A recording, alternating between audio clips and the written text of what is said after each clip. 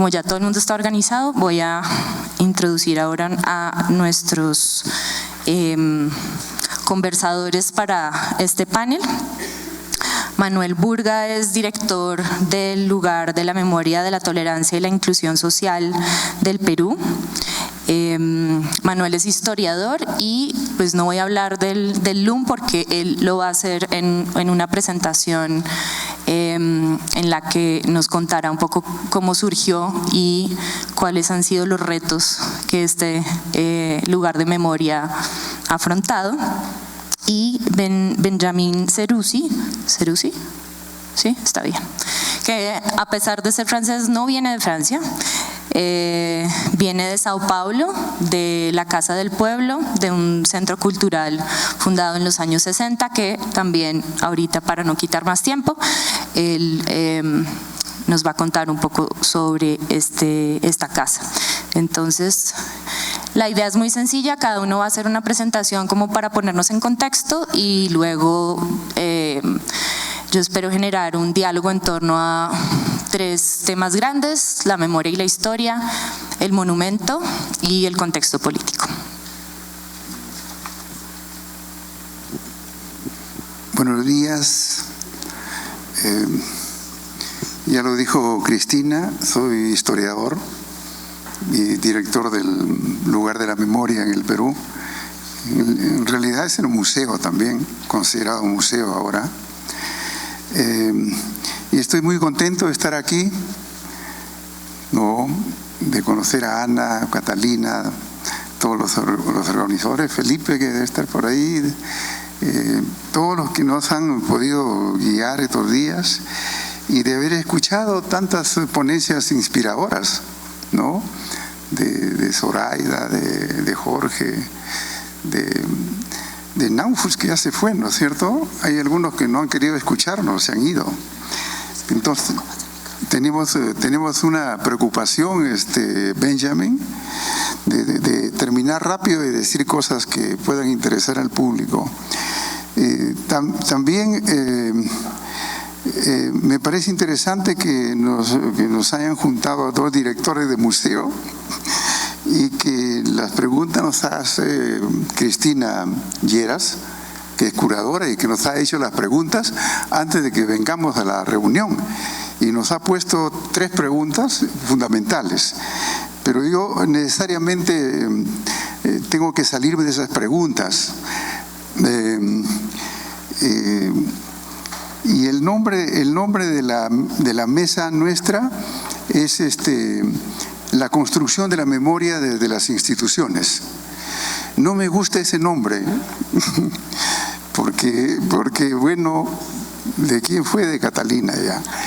No me gusta porque da la impresión de que se construye una memoria hegemónica, una sola memoria, ¿no? Y la función del lugar de memoria es presentar la diversidad de memorias.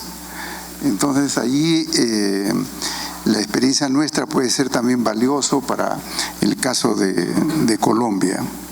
Entonces voy a presentar algunas cosas, algunas láminas para que tengan una idea bien gráfica del lugar de la memoria en el Perú. Entonces, a ver, miren ustedes, ese es la foto no es tan clara, ¿no es cierto? Pero cuando se comenzó a discutir la existencia del lugar de la memoria en la ciudad de Lima, que tiene 42 distritos, ningún distrito se interesó en que se diera un terreno para la construcción del lugar de la memoria. Finalmente, una municipalidad, la municipalidad de Miraflores, aceptó y concedió un terreno ahí lo ven ustedes, en un acantilado en realidad, ¿no es cierto? Está a 35 metros del mar, en la bajada San Martín, que bueno, tiene el nombre de San Martín, del Libertador San Martín. Y ahora lo hicieron unos arquitectos jóvenes, ¿no? 2 arquitectos, hombre y mujer, En el caso del lugar de la memoria somos muy respetuosos con el género y siempre hay una paridad. Y ahora ha ganado muchos premios y es un referente importante en el Perú para el lugar de la memoria. El siguiente. Bueno, están las etapas de la construcción. No les voy a narrar esas etapas. Aquí está Alejandro Valencia también, que conoce bien estos temas. En el año 2003 se presentó el informe de la Comisión de la Verdad en el Perú. Y la Comisión de la Verdad, como el nombre lo dice, lo que quería era mostrar la verdad de lo que había ocurrido entre 1980 y el año 2000, la verdad. Y hay esta obsesión, ¿no? Los historiadores no estamos tan obsesionados por la verdad, sí, pero los periodistas sí, por la verdad. Entonces, ¿cuál ha sido la verdad? Y la Comisión de la Verdad publicó 9 volúmenes. Llevó consultores internacionales, observadores, para que vean ahí, habían 15 personas, sacerdotes, religiosos, antropólogos, sociólogos, presidido por un rector de la Universidad Católica, y terminaron en un informe muy grande, muy grande. En la Universidad de San Marcos también volvimos a publicar el resumen, ¿no? Porque yo era rector de San Marcos y el presidente de la comisión era rector de la Universidad Católica. Entonces hicimos un esfuerzo en conjunto para difundir el informe. Y bueno, no voy a hablar de eso, imagínense, 9 volúmenes, pero solamente de 2 conclusiones. La primera conclusión es que ellos determinaron, por las investigaciones, por la contabilidad que utilizaron, por las audiencias públicas, por recibir a los afectados, que hubieron 62.260 muertos durante este periodo 1980 al 2000. Y de ese periodo, de ese porcentaje total, de la cantidad total mirado en porcentajes, el 54%, dijeron ellos, fueron consecuencia de las acciones de Sendero Luminoso. 54%. 1.5% del MRTA, el movimiento Tupac Amaru, el movimiento revolucionario Tupac Amaru. Y el resto no se decía, pero el resto eran de las fuerzas del orden que intervinieron, ¿no?, en respuesta a las acciones de Sendero Luminoso, que se volvieron terroristas a partir del tercer o cuarto año de su accionar. Bueno, esa conclusión era una conclusión importante, porque era una conclusión, no se sabía en el país que habían muerto tantos y que las muertes eran ocasionadas en estos porcentajes. Entonces, la recomendación que dejó la Comisión de la Verdad el año 2003 era crear un lugar de la memoria, y hasta ahora tiene el nombre de lugar de la memoria.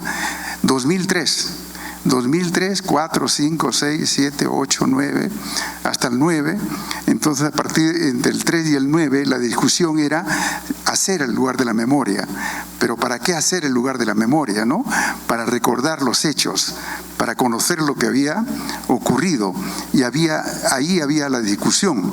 Entonces, recién del 9 al 11 se va a concretar, pero no se va a concretar solamente por las políticas públicas peruanas y por la decisión del gobierno, sino por la ayuda de la cooperación internacional.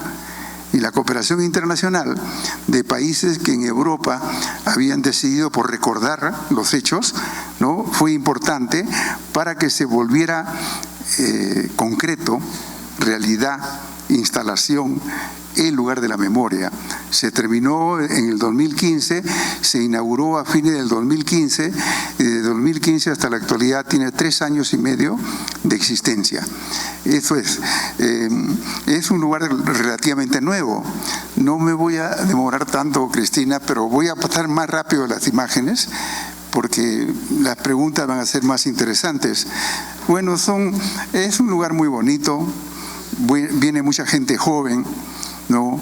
Yo estoy 11 meses en el lugar de la memoria, ¿no? Soy el director más senior del lugar de la memoria. Antes cambiaron muchos directores y para que no cambien muchos directores pusieron un director senior.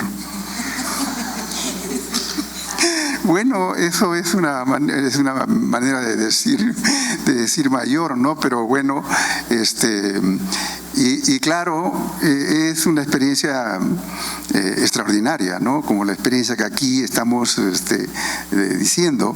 Yo estudié, una de las cosas más importantes que estudié en los años 80, cuando estábamos en pleno conflicto armado, fue la memoria campesina, la memoria de los campesinos.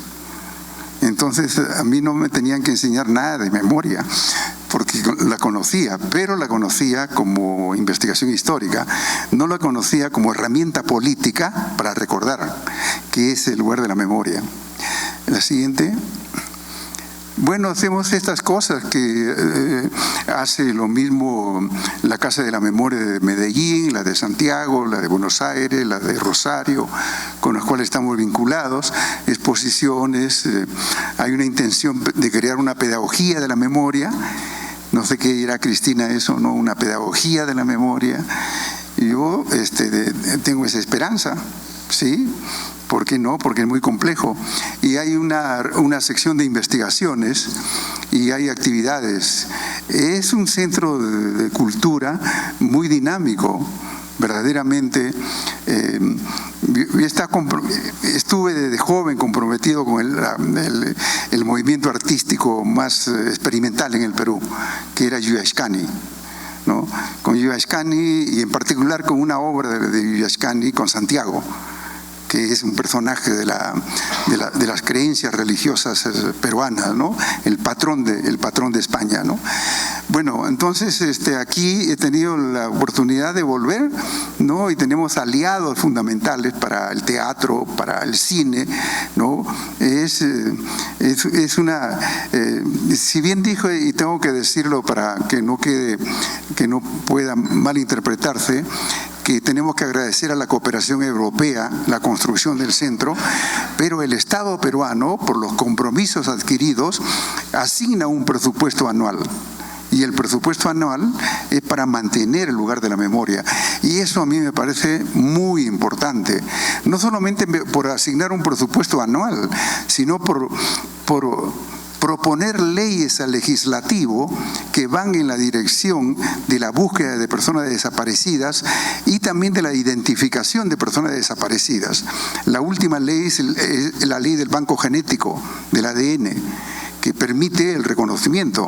Hay 20.000 personas desaparecidas y solamente se han reconocido 850. Hay una gran expectativa. Bueno, tengo tantas cosas que decirles, pero esas son algunas de las cosas que exponemos. La siguiente. Esta es una de las secciones que más me gustan del lugar de la memoria. Por donde están caminando los jóvenes son el pasaje de los derechos humanos, que hemos grabado por un artista peruano con taladro. Hemos calado las columnas para poner los 30 artículos de la Declaración Universal de Derechos Humanos. Y ese es un lugar de reflexión ahora de estudiantes universitarios y de profesores que vienen a leer los 30 artículos. Una cosa es leerlos en la computadora o en los libros y otra en la columna marcado con taladro, ¿no? Es un lugar muy bonito, pero a la izquierda ustedes ven esta sala de los testimonios, y la sala de los testimonios, que fue en realidad una propuesta de la Comisión de la Verdad, expresada en la colección que dejó la Comisión de la Verdad. Voy a hablar en desorden, ¿ah? Pero porque, sí, me quedan 5 minutos, no puede ser, Cristina. En honor a Alejandro, ¿ah? La Comisión de la Verdad dejó una colección de fotografías que se llamaba Yuyanapac. en el idioma andino, quechua, y que significa para recordar, y que eran 400 fotografías que habían surgido, que se habían publicado en las revistas, en los periódicos, y eran por fotógrafos de guerra, fotógrafos anónimos, algunos, otros que se volvieron famosos, ¿no? Que esa colección ha debido exhibirse en el museo, en el lugar de la memoria, que se llama Yuyanapac, pero no se exhibe. Y ahí fue uno de los problemas. Bueno, pero esta sala de testimonios es lo más hermoso que tiene, ¿no? Son 18 testimonios de 18 personas, ¿no? 9 mujeres y 9 hombres que cuentan sus experiencias de los años 1980, 2000. Es decir, cuentan, los jóvenes pueden ir y escuchar los testimonios, 5 minutos cada uno, donde cuentan qué perdieron, qué experimentaron, qué esperan, ¿no? Esa es la parte más extraordinaria del lugar de la memoria. También les debo decir, aunque me pase un minutito, pero después vamos a volver, de que el lugar de la memoria conserva las audiencias públicas de la Comisión de la Verdad, que son los archivos digitales de las audiencias públicas. ¿Qué son las audiencias públicas? Las audiencias entre el año 2001 y el año 3000, de escuchar a la gente que venía a hablar en cualquiera de los idiomas, amazónicos o andinos, ¿no? y traducirlos de las cosas que habían pasado, y asentar eso dentro de los documentos y tipificarlos para ponerlos en el informe de la Comisión de la Verdad. Eso lo conservamos en el lugar de la memoria. Y esos archivos digitales, que son miles, ¿no? Es el archivo más visitado, porque lo visitan de todas partes del mundo, ¿no? 115,000 personas visitan el lugar de la memoria de manera física, ¿no? Para ver las actividades, pero no sé cuántos visitan los archivos digitales ingresando a la web del lugar. Bueno, la siguiente, por favor. Bueno, solamente como hay muchos dramaturgos aquí presentes, hay una presentación del Ballet de San Marcos, que es una coreografía. El Ballet de San Marcos, mi universidad, que se ha vuelto aliada del lugar de la memoria, ¿no? Presentó una coreografía de Royston Maldon sobre temas de Europa Oriental.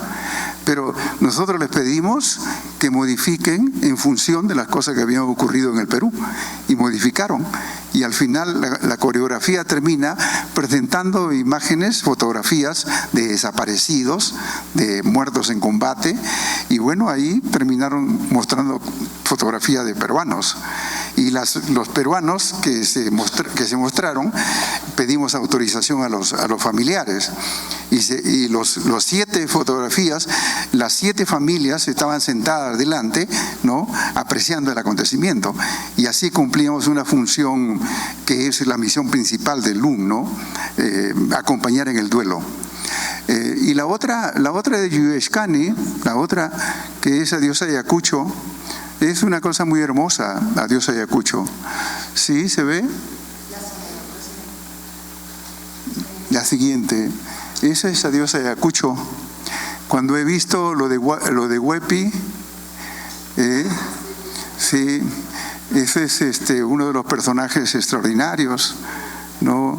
Él, Augusto Casafranca, el actor, es un extraordinario actor, ¿no? Representa a alguien que busca su cuerpo, que muere por efecto de la represión y después busca su cuerpo. Eso puede hacer el teatro, ¿no es cierto? Y finalmente llega hasta Lima buscando su cuerpo. Ya no tomo más tiempo, pero bueno, ahí inauguramos la columna de los 30 artículos de los derechos, Declaración de Derechos de los Derechos Humanos, que fue en 1947, la Organización de Naciones Unidas, después de la enorme guerra mundial y cuando se comenzaba a descubrir el Holocausto, se aprueba que va a influenciar en todas las constituciones, y que cuando nos critican a nosotros que por qué presentamos más la acción del ejército, o que por qué presentamos menos la acción de Sendero o del MRTA, nosotros decimos fundamentalmente los derechos humanos. Es el compromiso del lugar de la memoria.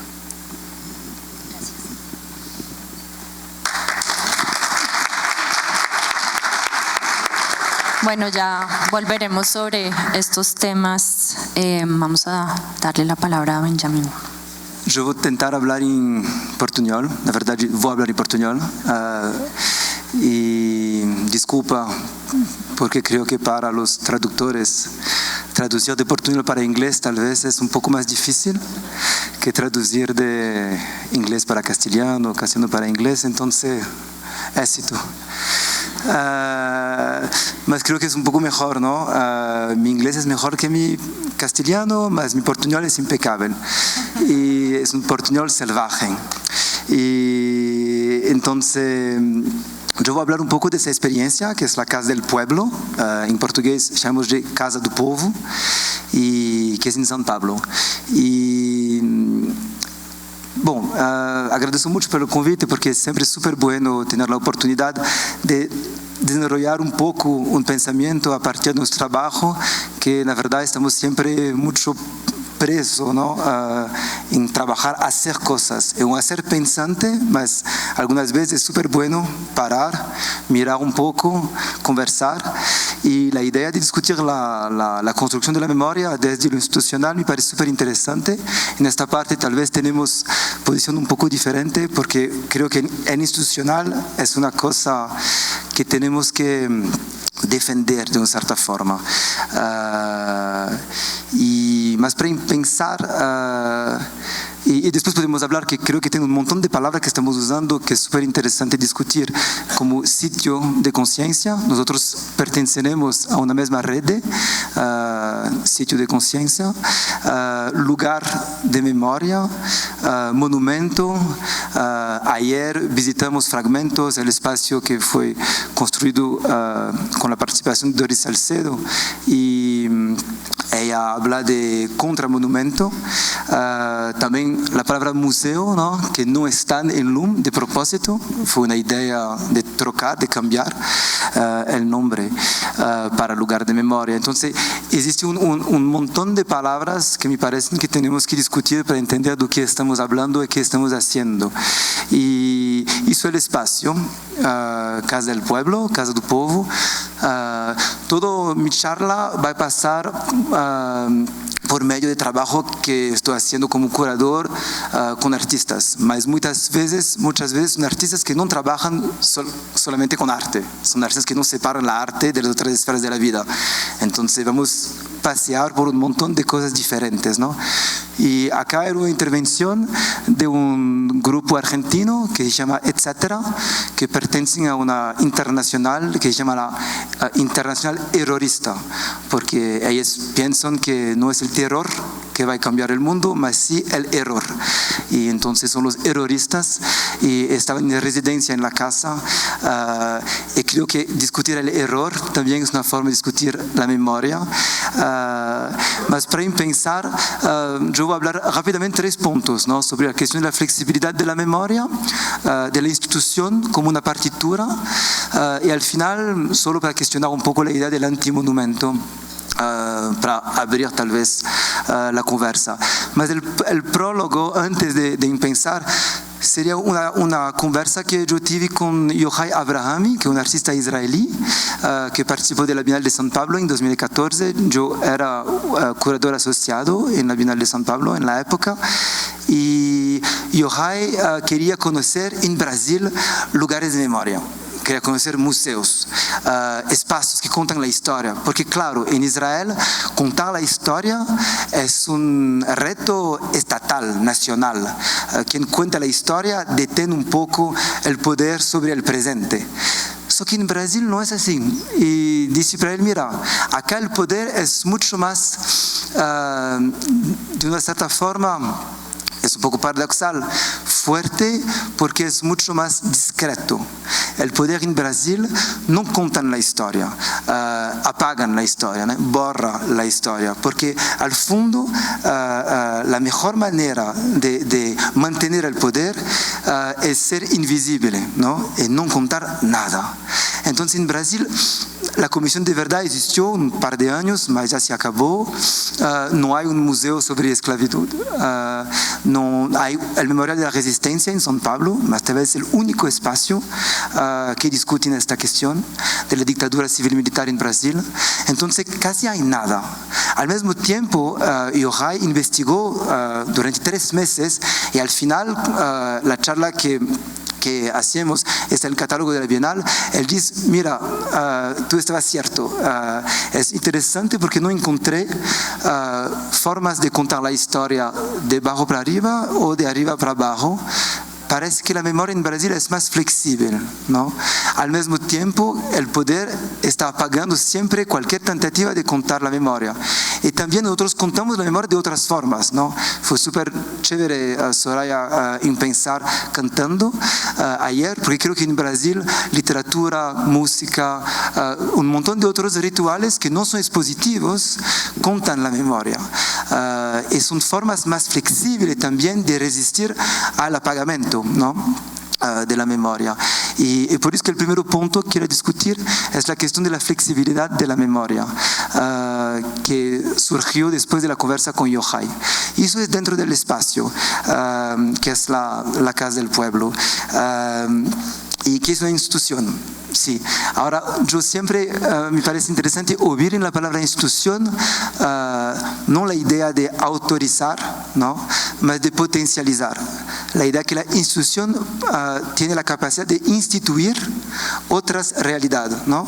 Claro que una institución es siempre las dos cosas al mismo tiempo. Es una cosa autoritaria que autoriza, ¿no? Al mismo tiempo que permite otras formas de surgir, ¿no? De recordar. Entonces, para mí la pregunta principal de nuestra charla, de nuestra forma, si la memoria gana existencia cuando es contada, cuando se cuenta, ¿no? ¿Cómo instituir una experiencia colectiva por medio de la institución sin congelarla? ¿Sí? ¿Está claro qué estoy diciendo? Okay. Entonces, la Casa del Pueblo es ese local que yo conocí en 2012, estaba casi vacío, un coro de mujeres de 80 años continuaban ensayando el himno de los partisanos en yiddish, que es la lengua que los judíos hablaban en Europa Oriental, para nadie, en un barrio que hoy es coreano. Entonces es una cosa estupenda, me sentí en casa coreano. Y comencé a hablar con esas mujeres de 80 años ensayando el himno de los partisanos en yiddish para nadie, y empecé a conocer el espacio. Pregunté para ellas ¿qué quieren hacer? No sé, queremos mantener el espacio, pero no sabemos para quién, no sabemos cómo, pero esta memoria que nos tenemos en nuestro cuerpo tenemos que mantenerla viva. Entonces era un impulso vital, subjetivo, sin saber por qué, mas sabiendo de nuestra forma la importancia de mantener esta memoria. Y el espacio era vacío, así. El teatro, que fue un teatro importantísimo en la resistencia a la dictadura, el Taibi, que es un teatro donde pasó Augusto Boal, Guarnieri, un montón de personas, es una ruina. Y eso es el primer piso, y eso es el segundo piso, ¿no? Y más que es interesante que el local se llama la Casa del Pueblo, ¿no? Porque había un pueblo, ¿cierto? Eso es el mismo espacio. Sí, no sé si las personas eran más pequeñas o más, es impresionante cuántas personas caben en ese espacio. Y ese era el pueblo de la casa, ¿no? Los cuerpos recordando, ¿no? Y esos cuerpos son los mismos que están en este local donde fue construida la casa. En 46, esta foto, luego después de la guerra, la Segunda Guerra Mundial, se reúnen la comunidad judía, comunista, socialista del barrio, para construir un espacio para recordar. Y entonces, lo que me parece interesante es que la la idea de la Casa del Pueblo es parte de un encuentro de cuerpos para erguer algo para recordar. So que el problema es que no sabemos hoy cómo mañana vamos a recordar de ayer, ¿cierto? Entonces, si construimos un espacio súper sólido, estamos construyendo un espacio que en 10 años, 20 años, tal vez es totalmente anacrónico. Entonces, la idea del espacio que construyeron, y eso fue súper interesante, es un espacio vacío. La historia no es contada, escrita en las paredes, la historia está escrita en los cuerpos, en la arquitectura, y nosotros tenemos que activarla todos los días por medio de acciones, de trabajo, o sea, la idea que es recordar es actuar, ¿no? La historia solo existe si es contada, ¿no? Y recordar es actuar.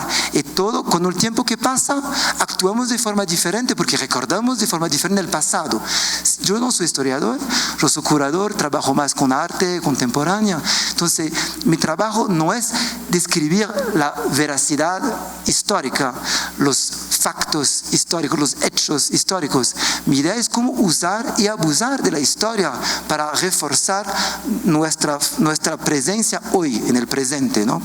Y eso es interesante porque es un documento que encontramos de 46 que anuncia la construcción del espacio. Hay esta frase: así ellos conmemoraron la victoria. O sea, la Casa del Pueblo nace de un deseo duplo. Por un lado, la idea de tenemos que hacer un homenaje a los que murieron en la guerra. Entonces podría ser ¿cómo que se llama eso? Un memorial, ¿no? Donde vamos una vez por año, colocamos flores, listo. So que al mismo tiempo, en los años 30, surgen un montón de asociaciones judaicas antifascistas. Y la idea también era reunir a estas asociaciones en un local. Entonces, las dos cosas, la idea de reunir las asociaciones antifascistas, por un lado, por otro lado, la necesidad de hacer un homenaje a los que murieron, se concretizó la idea de un espacio que es un monumento vivo, ¿no? Y construyeron este espacio para conmemorar la victoria, ¿no? Y sí, 5 minutos, puta merda.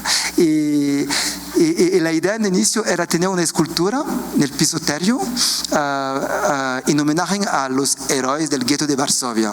Mas la escultura nunca fue construida, entonces convidamos al artista Yael Bartana para hacer con esta frase, cambiando el género, un neón donde no hay escultura, ¿no? Y la ausencia, claramente, para nosotros, el lugar de la utopía, ¿no? Entonces, del no lugar. O sea, pensar que el pasado es una forma de imaginar futuros posibles y no solamente de conmemorar el pasado. Y entonces voy a pasar más rápido con esta parte que es la idea de la institución como partitura, no como herramienta. La partitura me parece más interesante que herramienta. Y eso es un periódico que era de la Casa del Pueblo, Nuestra Voz, que abrió en 47. En 64 la dictadura cerró el periódico. Y en 2014, 50 años después del golpe, lanzamos de nuevo el periódico. So que no tenemos noticias de qué vamos a hablar, ¿no? ¿Quién va a leer el periódico? Entonces convidamos artistas, personas del barrio, instituciones del barrio, de la pinacoteca y otras cosas, otras personas, para discutir y hacer acciones. Las acciones se transforman en noticia, inventamos la noticia, ¿no? Y las personas que participan de las acciones se tornan lectores del periódico. Entonces, encontramos un periódico que no existe y el periódico de forma induce el público y deduce quién usa esta herramienta, quién toca esta partitura. Entonces es un trabajo con Amilcar Packer, con Cookie Jae-chin y Bong Sok, que son artistas coreanos del barrio, y esa que yo quería contar un poco más, que es de Bernardo Zabalaga, que se llama Nuestra Chaya. No sé si hay chaya en Colombia, en Perú tal vez, en Bolivia sin duda, y que es una fiesta un viernes por mes, por ejemplo, que podemos reafirmar los acuerdos con los muertos, ¿no? Y cuando Bernardo entró en la casa, dice: mira, la energía está muy baja en este espacio, mas yo tengo una solución. Me parece súper chévere cuando un artista viene con una solución. Entonces dice: vamos a hacer una chaya para renovar los acuerdos con los muertos, que el espacio está un poco débil, entonces es importante nosotros hacer los acuerdos con los muertos. Una chaya en una casa judaica, no religiosa, parecía un poco complejo, entonces él fue hablando con las mujeres del coro que dijeron, no somos religiosos, no vamos a hacer nada. Entonces decimos, mira, es arte, es un argumento falacioso, mas está bien. Mas también decimos para ella, mira, ustedes no pueden cargar, ¿no?, el peso de la memoria sola.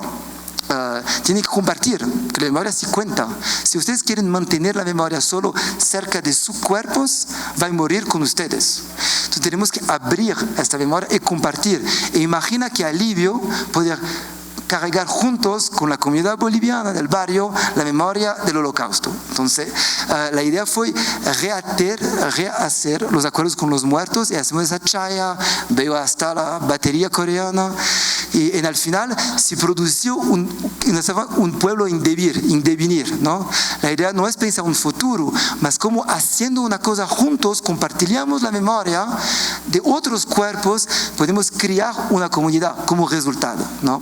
Y entonces yo voy a encerrar con esto, que me parece que es un punto importante, que fue súper interesante ayer ver su exposición, Chucho, ¿sí? en el claustro Santo Agustín, y también el trabajo que Doris Salcedo hacía en fragmentos, y porque son dos formas, me parece, de recordar un poco diferente. Una es pela ausencia y la otra es pela testigo. Claro, las dos obras tienen testigo, ausencia, presencia, ediciones, mas hay aquí cómo podemos separar dos paradigmas diferentes. Y de esta forma, el trabajo en la Casa del Pueblo intenta navegar en medio a esto, de forma que me parece interesante que nosotros tenemos que no solamente traer el acto de recordar más cerca del cuerpo, mas tenemos también que mezclar el acto de recordar con otras esferas de la vida. Y entonces estaba pensando, tal vez una pequeña crítica al espacio Fragmentos, que me parece súper importante, mas que es un espacio expositivo. Yo quería entender cómo que el espacio puede ser activado también de otra forma. En la Casa del Pueblo lo que hacemos es mezclar actividades diferentes. Entonces tenemos un taller de costura porque estamos en el medio del espacio textil, ¿no?, de la ciudad. Tenemos una academia de box antifascista. También vendemos los vegetales del movimiento Sin Tierra para pensar la continuación de la lucha. Y el más interesante son los encuentros improbables, ¿no?, entre una foto de Mauro Restife, que es un súper fotógrafo brasileño, del emposamiento de Lula en 2003, con el peón del coro que canta el himno del partido en Yiddish, o el encuentro de una obra de Carlos Fajardo, que es un artista brasileño, con una asamblea, o el encuentro de las pinturas de Rodrigo Andrade con los extintores y los vegetales del movimiento Sin Tierra. Entonces, esos encuentros, esas fricciones generan formas de lembrar, de recordar que no pensamos, y nuevas y llenas de vida. Y estoy cerrando acá. Yo iba a mostrar esta cosita, mas que es un trabajo de un artista que se llama Mark Lewis, que yo abrimos ahora, hizo esta Casa del Pueblo. Y lo que me parece interesante es que es un trabajo que muestra la ciudad hoy como un futuro apocalíptico, una ciudad destruida, ¿no? Porque el futuro no existe. No sé cómo es en Colombia, pero en Brasil el futuro no existe. Es una idea para borrar el pasado y destruir el presente. Entonces, ¿cómo podemos mirar por este futuro para intentar pensar, la verdad, no los futuros, mas sí los devenir, las cosas que están acá? Y gosto de llamar esta cosa de una especie de espesor del presente, ¿no? Tenemos que trabajar en el espesor del presente, no en un futuro que no existe o un pasado borrado. Entonces, es trabajo que me parece súper interesante, que muestra nuestro barrio totalmente destruido. Y soy de la ciudad donde estoy, donde moro, habito, vivo. Y quería encerrar con esto y citando un otro artista que se llama Walid Raad, que me contó de un de un colaborador de él que se llama Jalal Tawfiq, y Jalal escribió muchos libros sobre la guerra en Líbano, y una frase súper buena que intenté traducir en inglés es "The withdrawal of tradition past a surpassing disaster". Creo que en castellano sería el retiro de la tradición después de un desastre total. Y esa frase me parece muy interesante porque perante la dificultad de hablar del trauma que es tan fuerte, ¿no? Walid está siempre pensando no en hechos históricos, en factos históricos, mas en hechos histéricos, en fatos histéricos, que son esas cosas que siempre vuelven de una otra forma, y ahí que está para mí la importancia de la ficción. Una cosa bonita del trabajo de Naufus, que Naufus trabaja mucho a partir del sueño, y creo que la ficción, el sueño, son tal vez las formas más potentes de recordar y de inventar otras formas de estar en el presente. Y la institución, con tal vez una unidad minimal de institucionalización, no puede ser una institución que pesa, mas con una unidad minimal de institucionalización en nuestros países, donde las instituciones son muchas veces débiles, pueden ayudar a esos procesos psicoanalíticos de traer los sueños para la vida. Gracias. Está bien. Bueno, realmente lo que hizo Benjamín ahorita fue introducir el segundo punto, que eran unas preguntas sobre el monumento, de manera que estuvo pues muy bien esa reflexión sobre el contramonumento. Quisiera entonces devolverle el asunto a Manuel sobre esta cuestión del monumento, y es, pareciera que para salvar ese supuesto futuro en el cual aparentemente nos estamos proyectando constantemente de una repetición de ese horror, obligamos al presente a lidiar constantemente con ese pasado. No dejamos, es decir, nos angustia tener que dejar ese pasado, porque creemos que si no lo traemos constantemente, las cosas de ese pasado traumático se van a repetir. Pero no nos puede pasar también que este afán de conmemoración termine por vaciar ese pasado. Yo he tenido la suerte de leer las preguntas de Cristina, entonces tengo aquí escrito y las entiendo muy claramente, ¿no? Eso de volver al pasado para de nuevo decir los dramas, las cosas que sufrimos. Un almirante de la Marina peruana, que lo convoqué para ser parte de la comisión de apoyo al lugar de la memoria, dijo que él sentía que estamos, como dirán en Colombia, rascándonos la herida para que siga sangrando. ¿No? Era una metáfora tremenda, ¿no? Que el lugar de la memoria sea un lugar para recordar cosas dramáticas y estar todo el tiempo triste. Pero nosotros no queríamos eso, no queremos eso.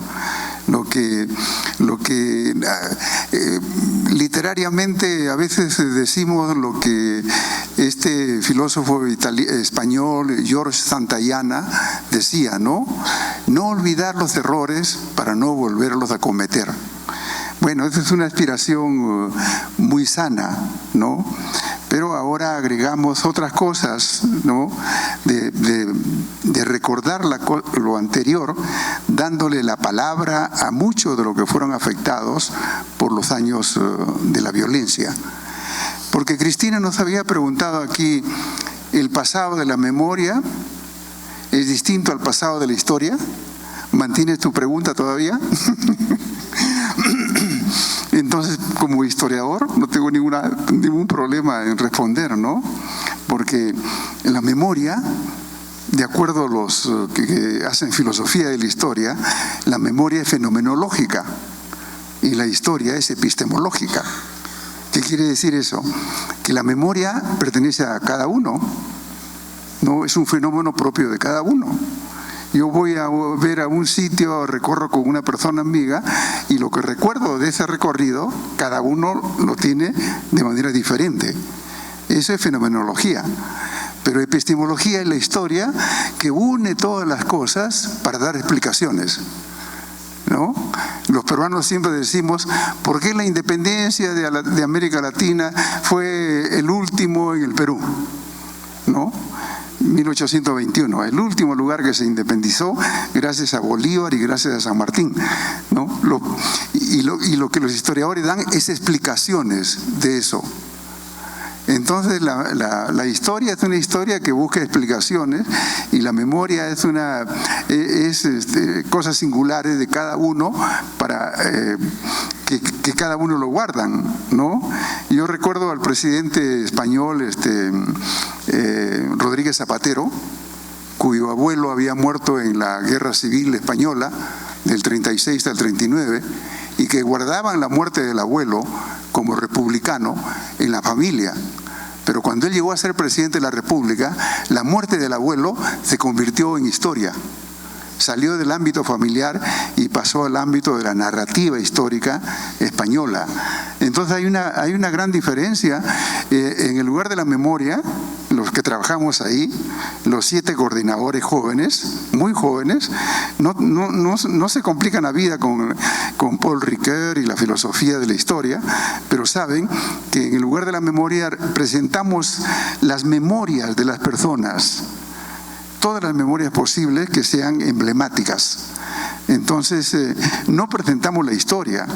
Por eso es que cuando aquí en Colombia hablan de la construcción del Centro de Memoria Histórica,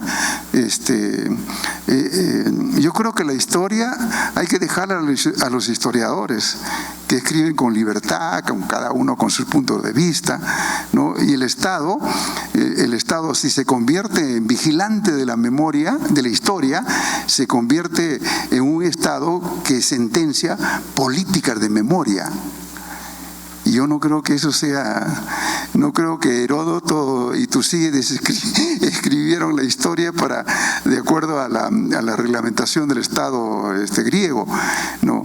Entonces yo sí creo que la violencia que se sufrió en esos años, para que sea un ejemplo y para que se cumpla lo que Santayana decía, no olvidar errores para no volver a cometerlos, es crear una conciencia. Yo creo que recordar a través de la tragedia de muchas personas, a través de la tragedia colectiva de muchos pueblos, de muchas comunidades, es realmente una forma de ilustrarse de un pasado que no debería repetirse, de un pasado que crea una mala conciencia. Cuando Alemania decidió recordar el Holocausto, no creo que simplemente para que no se repita, sino que Alemania recuerde el Holocausto para avergonzarse de eso, ¿no? Para indignarse de lo sucedido.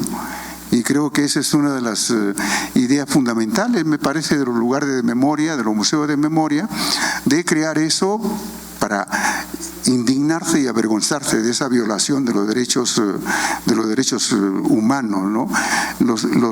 Las personas muertas en el Perú, que son 62.000 muertos, el 80% eran campesinos. Y los campesinos de hablas originarias, selváticas o andinas. ¿Cómo es posible eso? ¿Cómo es posible un Estado republicano donde se fomenta la ciudadanía, donde no el ejército o la fuerza del orden puedan haber actuado de esa manera? Y grupos políticos como Sendero, el MRTA, en consecuencia. Entonces, creo que la función de los lugares de la memoria es una función fundamental. No es rascarte la herida para que siga sangrando, sino recordar para que las cosas no se vuelvan a repetir. Creo que me quedaste debiendo la respuesta a si el pasado de la historia es distinto al pasado de la memoria, pero ahorita volvemos sobre eso, porque me pareció entender por tu respuesta que en el LUM hay, digamos, como su nombre lo dice, es un lugar de la memoria, pero quedo con la duda de si es un lugar para la historia también, o mejor contestas de una. Estamos en... Bueno, evidentemente que sí, hacemos historia. la muestra que vamos a presentar.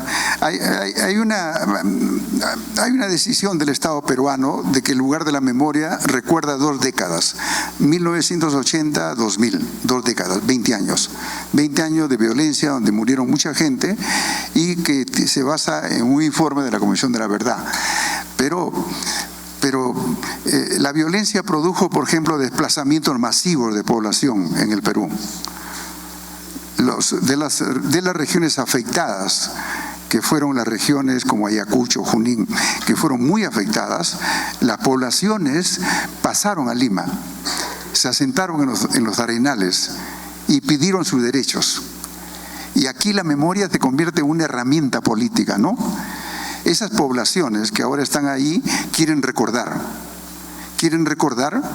por qué se desplazaron, por la muerte de sus familiares, por la muerte de sus hijos, para evitar la muerte. Y en tanto afectados por la violación de derechos humanos, ellos piden una reivindicación del Estado.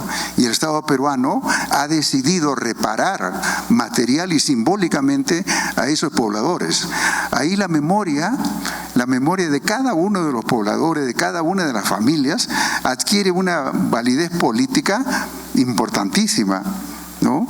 Pero nosotros no nos quedamos en la memoria, porque los desplazamientos, que son las migraciones, no ocurrieron solamente en la década de la violencia, han ocurrido antes en el Perú, y han ocurrido y son formas constitutivas de la República Peruana, ¿no? Entonces queremos hacer historia también, pero no es nuestro propósito hacer historia, porque se supone que la historia transmite hechos hegemónicos. La historia ocurrió así, ¿no es cierto? Y decimos, el Perú trajo mano de obra asiática al Perú para trabajar en los cañaverales, ¿no? Y decimos, bueno, vinieron a construir el desarrollo del país. Es una manera de leer la historia, ¿no es cierto? Esa lectura no queremos hacer, sino de manera complementaria. No sé si estoy respondiendo, Cristina, pero es un tema que todos los lugares de la memoria están preguntándose ahora, ¿no? ¿Qué es la memoria? ¿Para qué sirve la memoria? En el lugar nuestro, cuando nos preguntamos qué debemos recordar, respondemos fácilmente: los hechos de violencia ocurridos del 80 al 2000. ¿Cómo debemos recordar? A través de muestras museográficas, de una permanente y de temporales, y a través de cine, teatro, danza, presentación de libros, todo lo que contribuya, defensa de los derechos de la mujer, todo lo que contribuya, digamos, a desenmascarar las formas de explotación, las formas irracionales. Pero cuando nos preguntamos ¿para qué recordamos?, entonces vienen las discrepancias. Grupos políticos, hay un sector importante, así como aquí ganó el no, en el Perú también ganó el no, de otra manera. Es decir, la mayoría política de las llamadas clases políticas dijeron, no hay que recordar. Y bueno, también hay intelectuales como David Rieff, el hijo de Susan Sontag, que hace el elogio del olvido. Bueno, y gran parte del psicoanálisis también está basado en que hay que olvidar algunas veces. Pero en este caso, en lo que nosotros estamos haciendo, lo que nos importa es recordar para sentirnos mejor. Recordar para construir el futuro. Y el futuro basado no en la violación de los derechos humanos, sino en el respeto a los derechos humanos. Bueno, y en el caso de la Casa del Pueblo, ya te referías tú a la forma en que las memorias transcurren de distintas formas, es decir, es un espacio que se activa más por iniciativas que por querer llenar un pasado con hechos definitivos. ¿Cómo es esa, también para entender cómo las instituciones, hablando de la Casa del Pueblo como una institución, cómo va cambiando esa relación institución-memoria también en la medida en que los contextos políticos van cambiando, porque si bien ahora pues hay un gobierno que tiene una política muy clara, de todas maneras en años anteriores tampoco prosperó una idea de hacer un museo de memoria, etcétera, siempre limitándose a ese memorial que tú mencionas. Entonces, un poco para entender cómo los contextos hacen que las instituciones puedan llevar procesos, sean, digamos, más plataformas o anquilosarse y volverse, yo qué sé, edificios vacíos, mientras otro tipo de instituciones pueden también en un momento volverse súper importantes porque logran hacer cosas que no se están haciendo en otros lados. Mira, en Brasil ahora es súper interesante porque estamos pensando un trabajo de memoria con la Comisión de Verdad, con el fortalecimiento de algunos locales de memoria mas al mismo tiempo eso fue interesante porque de esta forma fue una manera de apuntar para las ausencias, las fallas y hoy el gobierno está literalmente revisando la historia, o sea, la reacción es súper fuerte, ¿no?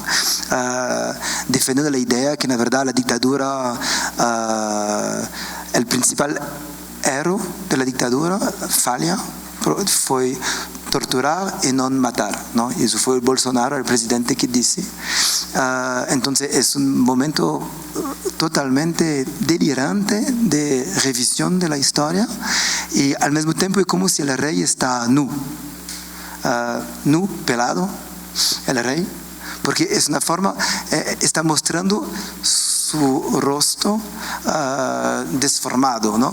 Entonces, para la primera vez podemos mirar el horror del presente de esta relación con la historia. Y María Rita Kell, que era una de las personas de la Comisión de Verdad, dice una vez, un encuentro en la Casa del Pueblo, que no es por acaso que Brasil es tal vez el país que está más atrasado en discutir las violencias de la dictadura y que también es hoy el país que tiene la policía que más matan en el mundo. Y también los policías que más mueren en el mundo. Entonces, es como si ahora el horror de la violencia está totalmente escancarada, está en toda parte. Entonces, de esta forma, creo que para nosotros que trabajamos con esto, es un momento muy interesante, porque está pensando una pelea de narrativas que no existía antes. Entonces, para mí eso es un momento muy interesante de discutir un poco la memoria con el contexto político hoy. Y creo que la ruina, para mí es siempre una cosa que me fascina. En otros proyectos trabajé también con la ruina, porque no sé si en castellano también se dice eso, en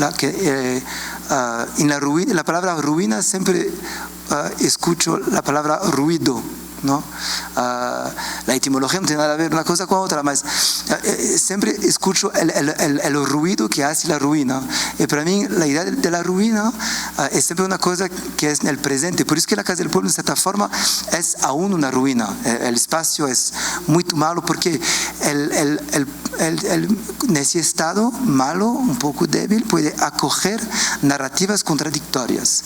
Y las narrativas contradictorias crean un espacio que no funciona de manera tan limpio, sólido, claro. Por eso que hablo tal vez de un antimonumento, tal vez no un contramonumento, mas un antimonumento, porque es un espacio que no dice cómo tenemos que recordar, mas que crea las condiciones para esto. Y entonces, no sé, creo que es un momento súper interesante, la verdad, en Brasil ahora, para discutir eso, y creo que todo el movimiento reaccionario es una reacción a un movimiento realmente de conexión de la violencia actual en Brasil con la historia de violencia en el país. Sí. Quería aprovechar, Manuel, que trajiste el asunto. ¿Perdón? Me están llamando la atención porque no estoy siguiendo el orden riguroso de mis preguntas, pero Bueno, es que quería preguntarte porque en estos días con Jesús Abad hacía una alusión al tema de Yuyanampak. Entonces, me pareció interesante pues que lo trajiste a colación, que nos comentaras un poco qué pasó con Yuyanampak, porque la exposición fotográfica no hace parte del LUM. Y por favor, si quieres, bueno, hay que ponerle un poco de picante a esto. Me hizo una pregunta técnica, Cristina, porque eso solamente lo sabemos allá. ¿Por qué Yuyanampak? O sea, ¿por qué las 300 fotografías no se exhiben en el lugar de la memoria y se exhiben otras? Esa es la pregunta, ¿no? Sí, porque no está en... No puedo responder. Es muy larga la respuesta, porque tiene que ver con la historia del lugar de la memoria en los últimos 3 años. Y les digo, si ustedes miran la exposición, la colección de fotografías, las fotografías de Jesús Abad Colorado, que está aquí, ya no está Jesús, está Jesús. Si lo medimos de la escala del 1 al 10 en dramatismo, Yuyanampak debe estar en 9. Y comparándolo, Jesús, disculpa la comparación, la de ustedes está en 6 o 7. O sea, los políticos peruanos no quisieron presentar una memoria tan dramática porque querían que esa memoria de los 20 años pueda ser visto por todos, adolescentes y estudiantes del 5º año de primaria y todos los jóvenes universitarios. Ahí hubo una discrepancia. Por eso yo he tratado de salvar esas distancias y llevar Yuyanampak al lugar de la memoria. No sé si quedó claro, pero digamos, Yuyanampak, ¿para qué recordar? Mucho dramatismo. Y lo otro, los museógrafos, curadores, Cristina, y montajistas dijeron no, eso no es museográficamente para presentarlo. Pero Cristina me había hecho otra pregunta: la corrupción, ¿cómo ha afectado al lugar de la memoria? Y en una entrevista al día siguiente de la muerte de Alan García lo dije. Una de las cosas nuevas, hablando como historiador en el Perú, es un poder judicial que sentencia y un ministerio público que investiga en el Perú, como novedad. Entonces, a la pregunta de Cristina, si hay una incidencia de la lucha contra la corrupción, yo diría que sí, porque la lucha de jueces y fiscales es por la verdad y por sancionar los actos de corrupción. Y en el lugar de la memoria también luchamos por la verdad, para que esas cosas no se vuelvan a repetir ni sean ejemplos para el futuro. Gracias, Manuel. Y pues quería hacerte la primera pregunta. Si el pasado para ti, si el pasado de la memoria es distinto al pasado de la historia. Mira, no sé si en castellano hay la diferencia entre la palabra historia e historia, que en portugués existía esa diferencia, pero se acabó. Como en inglés, que es history and story. En castellano hay esa diferencia, ¿no? En Brasil existía esa diferencia y se acabó en la mudanza gramática ahora, que era historia e historia. Y para mí creo que Manuel dice es muy claro, ¿no? La diferencia fenomenológica, epistemológica, creo que sí es una distinción súper fuerte entre los dos. Y más para mí lo que yo pienso así es que también profesionales diferentes lidan con un mismo objeto tal vez de forma diferente, porque también los historiadores trabajan con relatos, con testigos de memoria, incluyen en sus pesquisas. La propia palabra de lugar de memoria es inventado por Pierre Nora, si no me engano, que es el lieu de mémoire, que es un historiador. Entonces creo que las relaciones son mucho más complejas, más que de una forma podemos decir que la historia tiene un objetivo epistemológico, por tanto tiene una idea, no abre mano de la racionalidad, de contar algo objetivo, puede ser plural, distinto, pero tiene una idea objetiva. En cuanto para la memoria, solo existe cuando contada de un cuerpo por otro cuerpo. Y la memoria colectiva es siempre una noción súper compleja también, porque ¿cuál es el cuerpo que carga una memoria colectiva? Al mismo tiempo, yo me recuerdo cosas que yo no viví.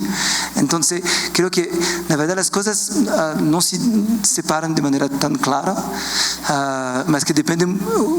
Algunas veces me interesa quebrar algunas distinciones, porque si no tenemos que pelear conceptualmente para contestar. En la verdad podemos solamente hacer las cosas de otra forma y entender que las cosas son mezcladas y que partimos de prácticas distintas, y mismo que el objeto tal vez es el mismo, la manera como actuamos no es contradictoria, no es opuesta, son formas distintas de lidiar con esto. Y para mí, aunque sustenta mi trabajo, es una postura también ética, ¿no? Que eso es, me parece, el fundamento de nuestra investigación. Entonces, me parece importante quebrar algunas separaciones y para seguir adelante. Aliás, me toqué, es que sí que hacemos una chaya porque el barrio no es coreano, es también boliviano, donde está la Casa del Pueblo ahora. Y si ahora el periódico existe, entonces si una persona quiere un ejemplar, está acá. Disculpa. Gracias. Creo que alcanzamos a tomar una pregunta del público. ¿Alguien? ¿No? Sí, por allá. ¿Estas dos preguntas? En la cronología que mostraste, en un periodo muy corto hubo un cambio de nombre de la institución varias veces. ¿Por qué pasó de museo a lugar y luego lugar de memoria y tolerancia e inclusión social? Es decir, ¿cuál es como la política de memoria que viene ahí para modular para cambiar esos nombres, títulos? Bueno, hola, mi pregunta está ligada con la cooperación internacional. Sí, muchas veces las entidades de cooperación internacional que hacen parte como del norte del mundo son las que a veces apoyan económicamente estas instituciones de memoria. Quería saber si de pronto inciden en las políticas que tienen en el trabajo que hacen en sus instituciones de reconstrucción o alguna política pues desde lo conceptual. No sé si esto sucede. Bueno, yo respondo la primera, que es más fácil, y después Benjamin responde la segunda. Bueno, la primera, el lugar de la memoria en Perú ahora se llama, originalmente era el lugar de la memoria, lo que la Comisión de la Verdad recomendó, pero en el gobierno del presidente Toledo, entre el año 2001 y 2006, se cambió, para no dejar solamente en la memoria de lo ocurrido, sino también se llama de la tolerancia y la inclusión social. Entonces, ¿la tolerancia a qué? A la diversidad cultural en el país, a las diversidades en general. Y el lugar de la memoria es un lugar que respeta y presenta y fomenta las diversidades en el país. Y la inclusión social es todos los que antes se sentían marginados de la palabra, que no podían contar las cosas que les había ocurrido, ahora lo recibimos y hay reparaciones simbólicas. Y las reparaciones simbólicas son en el tercer piso del lugar de la memoria, que se llama ofrendas, poner unas placas recordatorias. las placas a los familiares desaparecidos. Eso es un tema que ahora hemos inaugurado una serie de trabajadores de la memoria, escritores de la memoria, para que muchos de los familiares que perdieron hermanos, que perdieron hijos, familiares, puedan contar sus experiencias y hacer una publicación de documentos de trabajo que sean memorias. Y hay algunas memorias fascinantes, ¿no? Hay la memoria bueno, no voy a contar los detalles por no retrasarme, Cristina, pero creo que a Cristina también le interesa. Era un profesor importante de la Universidad Nacional de Ingeniería, que se había doctorado en una universidad rusa y que era importante en ingeniería civil. Y por mala suerte, por ser importante, por ser profesor connotado, lo invitaron para ser secretario general de la Federación de Docentes Universitarios del Perú, la FENDUP, y aceptó. Y los movimientos que respaldaban a la federación eran movimientos radicales. Y cuando hubo un congreso en el centro del país, Javier Alarcón desapareció. Lo desaparecieron, digamos, y nunca más se supo de él. Y los familiares, ¿no? Su hermano, que es médico y que fue médico de la clínica Mayo en Minnesota, que es una clínica muy importante, y ahora es médico en California, nunca olvidó. Su hijo de él, Daniel Alarcón, que te hablé, Ana, el que dirige Radio Ambulante, Daniel ha escrito varios libros, Caminando en Círculos, La ciudad que no olvida, ¿no? Y que es una ciudad una ciudad que puede ser Lima, pero no Lima por lo que queremos recordar, sino la ciudad que quiere olvidar y solamente olvidar. Pero hay una radio, ¿no?, donde los que perdieron familiares se acercan a hablar y se organiza todo un relato literario. Es decir, ahora es el lugar de la memoria, la tolerancia y la inclusión social, para suerte nuestra de lo que hemos venido después, porque hacemos muchas actividades de tolerancia y muchas actividades de inclusión social. Y muchos de los familiares que antes que no hacían duelo, ahora hacen duelo, porque en el tercer piso, en ofrendas, tienen las placas recordatorias y ahí vienen a recordar anualmente a sus desaparecidos. Sobre la cuestión de los apoyos extranjeros, es esto, ¿no? Y bueno, la verdad, esta vez más una pregunta para tú, porque nosotros recibimos mucho poca plata de afuera y recibimos, sí, claro, por ejemplo, año pasado hacemos un apoyo de la Foundation for Art Initiative, que es una fundación basada en Nueva York, que apoya trabajos como de nosotros, que tiene una relación entre arte, política, o como Neito dice, relevante, ¿no? Trabajo de relevancia, con el tiempo presente. En la verdad, de forma general, pertenecemos también a esa red, más que no da apoyo, es más una forma de articulación entre iniciativas distintas. Mas lo que me parece importante es siempre salientar que los apoyos nunca son neutros, sin duda. Al mismo tiempo, también nunca tiene consecuencias directas en los programas. Y eso creo que no hay apoyos que, en nuestro caso, que piden cosas tan específicas que tenemos que hacer esto, mas nunca son neutros también. Entonces yo siempre hablo, aparte de mi experiencia, en un espacio autónomo vinculado a las artes. Yo recuso la palabra espacio independiente porque creo que es importante siempre definir cuáles son las dependencias que queremos crear, ¿no? Las dependencias tácticas, ¿no? Tenemos que elegir nuestras dependencias tácticas.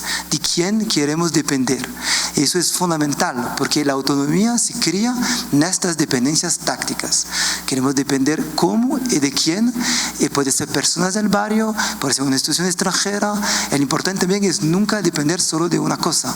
Y si hay una crisis, cortamos y continuamos viviendo.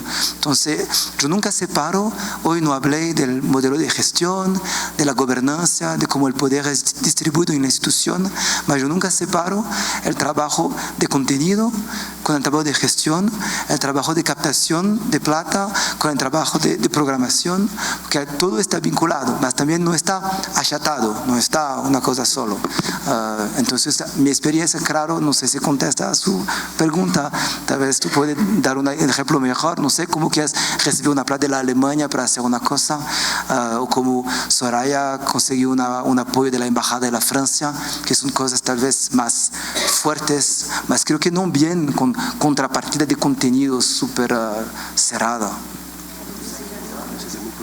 Una pregunta para el profesor Juan Manuel. Acá. Muchas gracias. Tiene que ver con lo que usted dice respecto a la función del historiador, que es la de explicar. Y hace poco pues estuve leyendo a Aristóteles, que consideraba la ciencia como algo que tiene un carácter explicativo, pero eso no significa que la función del historiador sea explicar. Yo creo más bien, y eso es mi pregunta, si no considera que es más bien la de describir, porque generalmente cuando explicamos pues tenemos que recurrir a una interpretación, y ahí es donde juegan los sesgos ideológicos y los intereses, cosa que creo yo que hace no hace aséptico el trabajo del historiador en sí, de la labor de hacer historia. ¿No cree que es más bien describir? Ya los gobernantes interpretarán, aplicarán a las realidades el resultado de ese trabajo historiográfico, y sobre todo los artistas tendrán ese insumo para hacer esa reparación simbólica de la que adolece nuestra población, ¿no? Pero como no conocemos la historia, por esta misma época, la época del Bicentenario, nos olvidamos de que hubo una mujer, ahí están pues ¿cómo es que se dice? Las reivindicaciones de la mujer, que hubo una mujer como Antonia Santos, que hubo una batalla determinante como la batalla de Pienta, que quedó oscurecida por allá, donde murieron 300 personas. Todo eso lo está olvidando el artista, y por eso es que la reparación simbólica que está haciendo el artista hoy en día, como no sabe en realidad que es un símbolo, pues se está quedando en la banalidad, y realmente está esmorboceándose con el dolor y con el sufrimiento y con el duelo que están tratando de superar muchas de nuestras víctimas. Entonces, esa es mi pregunta. Me perdona si me desvío un poquitico, si en realidad la labor del historiador no es justamente la de, en lugar de explicar, de escribir. Muchas gracias. Bueno, Cristina, creo que el amigo ha hecho una intervención, ¿no es cierto? Y creo que estoy de acuerdo también. Hay metodología de la historia que presentan resultados de la historia, ¿no? Y creo que sí, la narrativa histórica es muy útil. Creo que es muy útil, y siempre ha contribuido a mostrar el proceso histórico, cómo vamos de menos a más. Bueno, no voy a extender porque la exposición de él estuvo muy rica, y entonces queda como un aporte a la reunión. Lo que puedo decir que me preguntaba Cristina del apoyo alemán al lugar de la memoria, ¿no? También Benjamin, pero también apoyo francés.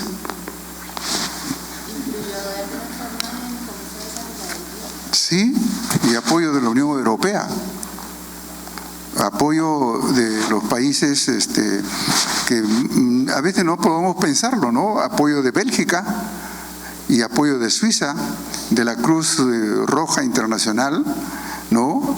Apoyan en acciones concretas, ¿no? Y apoyan en capacitación del personal, el personal que son los mediadores.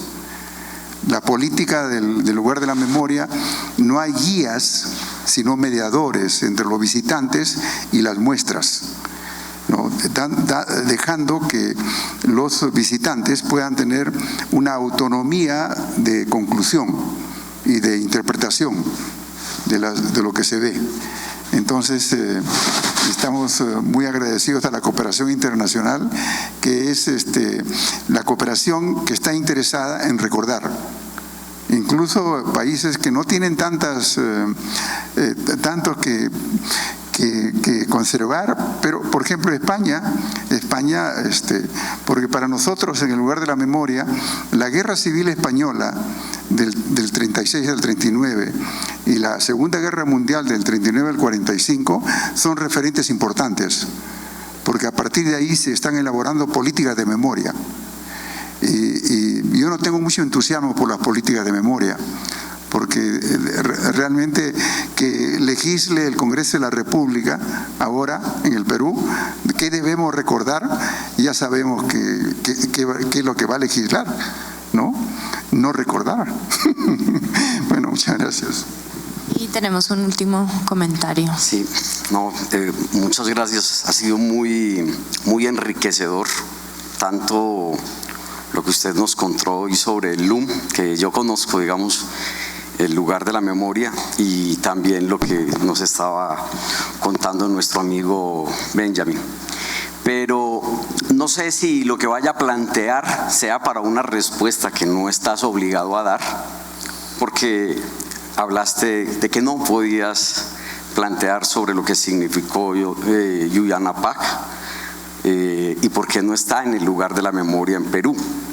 Puede ser razones, por un lado, de espacio, que es una exposición bastante grande, pero por el otro también pueden ser a veces, claro, las políticas de la memoria de la clase política que tiene responsabilidad en la hecatombe. Siempre en nuestras sociedades hemos visto el mal en el que tiene un arma, sea en una favela, sea en la guerrilla, o sea en un grupo paramilitar o en una actuación indebida de la fuerza pública. Pero siempre, digamos, yo soy periodista, soy fotógrafo documental, no trabajo para medios de comunicación hace 18 años y he entendido que el problema de nuestras sociedades no es que haya gente que se levante en armas, sino en la corrupción política y en la falta de ética que sacude a nuestros países, y en una por lo menos hay resultados que lleva a presidentes a la cárcel, como el tuyo, como Perú, en el nuestro no, ¿sí?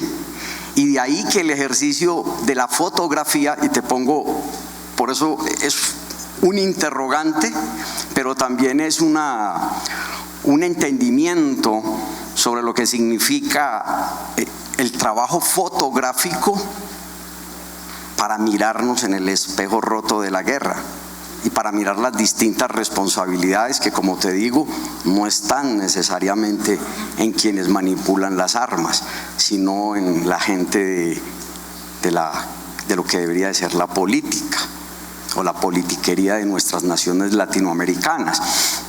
Y es, mira, con relación a esa pregunta que hacía mi compañera, que se llama Estefanía, sobre el tema de la memoria y los apoyos internacionales, la experiencia mía, trabajé con el Centro Nacional de Memoria 4 o 5 años y voy a ponerles este ejemplo. Siempre que venía una persona extranjera a Colombia para apoyar el Centro Nacional de Memoria, los diplomáticos canadienses, españoles o noruegos o suizos le daban media memoria, los diplomáticos decían 1 hora para hablar con el Centro Nacional de Memoria y media hora para exponer sobre lo que estaba haciendo el Centro Nacional de Memoria. Regularmente se lo daban al director y la otra media hora me la daban a mí desde la reportería gráfica. Y eso mismo está pasando hoy con ese lugar que se llama El Testigo, ahí cerca de donde está la obra de Doris Salcedo. Tenemos una Comisión de la Verdad atacada por la extrema derecha colombiana, una Justicia Especial para la Paz atacada por la extrema derecha. ¿Por qué? Porque está buscando una política de transición, una justicia transicional que busca hablar desde la verdad y que tiene que involucrar a responsables muy diversos, pero usted sabe, como en Perú y como en toda Latinoamérica, que hay unos que se lavan las manos con jabón Poncio Pilatos y dicen, nada tenemos que ver con la guerra, como si la guerra solamente fuera de hombres que se levantan en armas. Y entonces ahí está ese lugar de testimonios fotográficos, precisamente, y los llevan los de la Comisión de la Verdad, la JEP, vienen los diplomáticos internacionales y la gente, pero los que menos van a ver esa exposición son quienes tienen que ver con la guerra, con los que se apropiaron de la tierra, con los que se apropian del presupuesto de una sociedad. Y entonces yo no entendería, y por eso digo, puedes responder o no, que una exposición como la mía, en la posible construcción de un Centro Nacional de la Memoria, no tuviera unas salas donde estuvieran las fotografías del horror, no de los hombres armados, sino de la maldad de quienes ejercieron el poder y la política en una nación como Colombia. Jesús me da la oportunidad de aclarar algo para completar. Yuyanapac, para recordar, no se exhibe en el lugar de la memoria, se exhibe en el 6º piso del Ministerio de Cultura, que muy pocos visitan. Y lo que nosotros hemos hecho es circuitos de recorrido. Hemos pedido que los vehículos de transporte del Ministerio de Cultura, ¿no?, organicen circuitos de visita. Vayan primero a Yuyanapac, al 6º piso, y después pasen al lugar de la memoria. La segunda aclaración: arquitectónicamente, cuando se formuló el proyecto por Jean-Pierre Cruz y Adriana Barclay, lo que ellos hicieron fue hacer 2 sótanos, ¿no?, uno para el auditorio y otro para el estacionamiento, el parqueadero, y el primer piso oscuro para los hechos de violencia emblemáticos, y el segundo piso con un poco más de claridad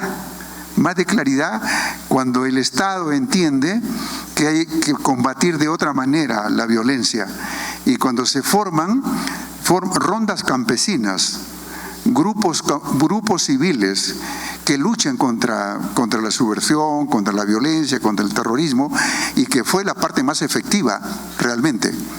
Y eso está en el piso de claridad. Y el tercer piso es de la luz completa, que da al mar, ¿no? Y ahí están las ofrendas, ahí están a quienes recordamos y nos iluminamos para recordarlos. ¿Sirvió? Bueno, muchas gracias, Manuel y Benjamín. Gracias a ustedes y feliz tarde.